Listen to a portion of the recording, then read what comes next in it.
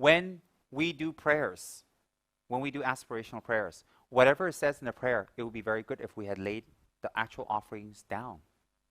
So that's why the last prayer I did is at the conclusion of the Hiruka Tantra, where you make aspirational prayers for all sentient beings to be taken to Hiruka and Vajragini's paradise.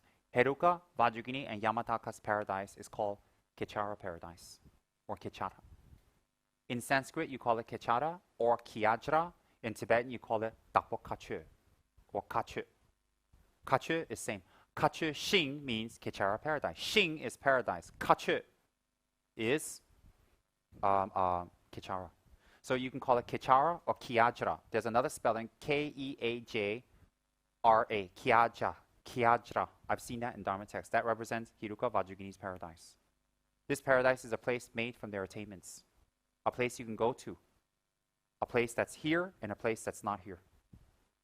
A place that exists separately of yourself and a place that exists within yourself. So when you actually make aspirational prayers or dedicatory prayers, they come at the end of a sadhana. And that is presupposed that during the sadhana, what is required during your prayers, you have made the offerings. So what you have made during the offerings when you make dedications, if you can make the actual offerings, in this case sound, is very auspicious. Because why? When you say, if at the time of death I have not received the supreme state, may I at the time of death be received by the Lord, the consort, may I be received by the Lord, the consort, and their entourage. Clouds of offerings, with clouds of offerings and the sound of beautiful music. When you offer that, it's very auspicious for that to actually happen to you. Why? You're creating the causes for that to happen to you. So in Buddhism, when we offer sound to the Buddhas, there's a tri-level meaning. Everything is tri-level. On an ordinary basis, you're offering beautiful sound to the Buddhas. Why?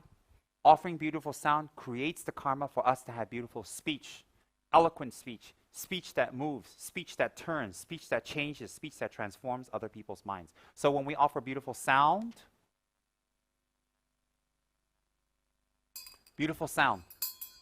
when we offer beautiful sound, depending on the ritual and depending on the meditation and depending on the instrument, when we offer beautiful sound, we gain the different types of realizations.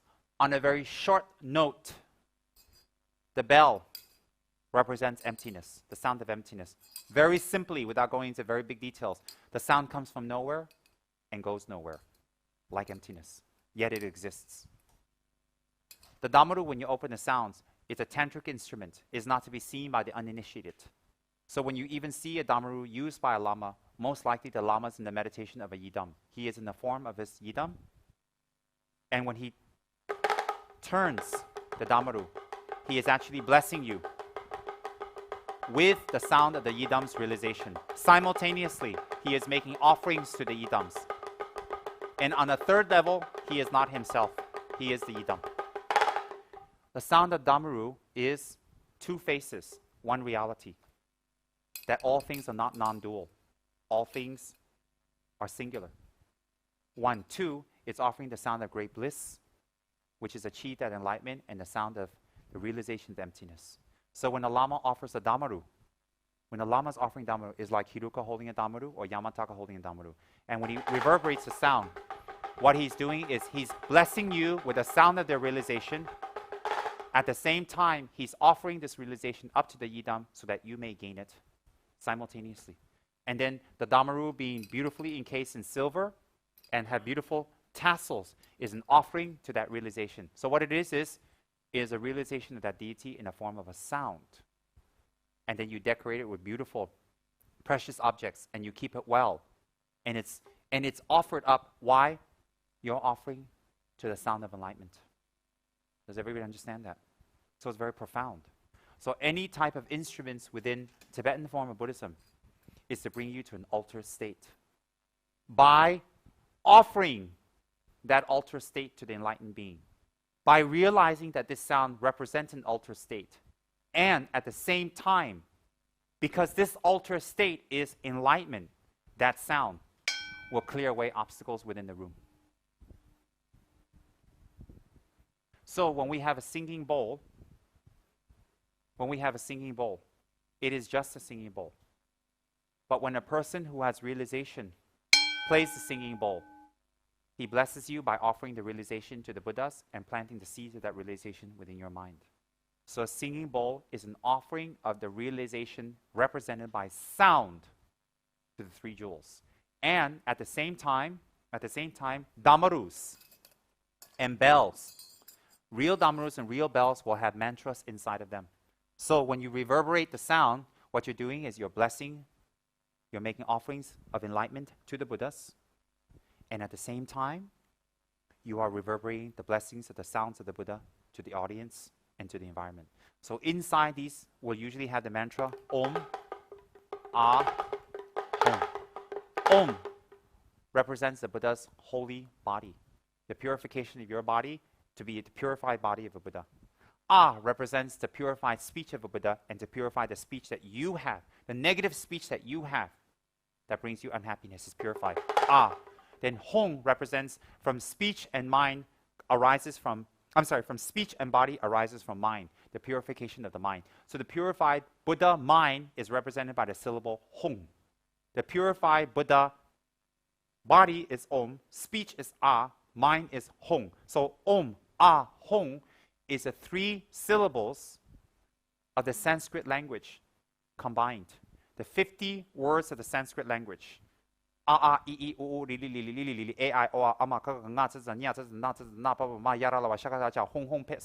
This is the 18 vowels and 32 consonants of the holy Sanskrit language. Sanskrit is considered the most perfect language in the world. You can talk to professors and scholars of language. It is the most perfect language in the world. It is a language chosen by the Buddhas to manifest Buddhahood, to manifest the speech of Buddhahood, to manifest the sound of Buddhahood. Every single Buddha, all 1,000 Buddha will only speak in Sanskrit, past, present, and future. It is the most perfect language of our universe, of our particular dimension, not of all samsara, of this particular place. Because the sounds have a very special intonation that blesses our body. So even the Sanskrit vowels and consonants are 50 are used in the mantra to purify the speech. So every morning when we get up, we do a speech purification. There's a special practice that all of us can do that even when we gossip, it purifies our speech. If we do this meditation in the morning, then we recite the mantra Om A A I I O Li Li Li Li E I O A Ama Ka Nga Tsa Za Nya Tsa Na Na Tsa Na Na Pa Pa Ma Yara La Shaka Sa Ja Hong Hong Pe Soha Om Ye Dharma Prabha Betu. Then you recite the mantra and the visualization on your tongue. So guess what? If you do that visualization and that meditation every day, it takes about 5 minutes. Even during the day when you gossip, it's not negative karma. Oh yes. So you can see some lamas sitting around, lounging, talking, asking you new news. You think they're gossiping. But their speech is even a blessing for you. Little do you realize. So why is that used? That's not given to Shakyamuni because all his speech is enlightened speech for idiots like us who gossip all day, who talk about fun, food, sex, drugs, rock and roll, and that's all we talk about. So it's a way to nullify the negativities of our speech. So there's a special meditation that we can do in the morning. There's a special meditation and prayer we can do to take a bath, to purify and consecrate our body in the morning. There's a special meditation prayer to do to purify our speech and also to purify our places where we step so that if we step on insects and animals, there's no negative karma. And in fact, the insects we step on accidentally, those insects will be reborn in the heaven of the 33. So you don't run around being a little missionary and sending them to Buddhahood. So let me illustrate again. When you recite this mantra and blow it on your feet in the morning before you put your shoes on and your socks on, and then you go out and by that time, if you during the day for 24 hours, if you step on any insects and kill them accidentally, then they get reincarnated in the heaven of the 33. This is in the Pundarika Sutra by Lord Buddha himself, not by Tsem Rinpoche in the made-up fake give me your ang pao sutra. Different. So even in the morning, if you want to do very basic preliminary practices of awareness and compassion, what is that? To be aware and to be compassionate, to even start your day thinking about others. Think of an insect, oh yes. What is trivial and what is not trivial, actually?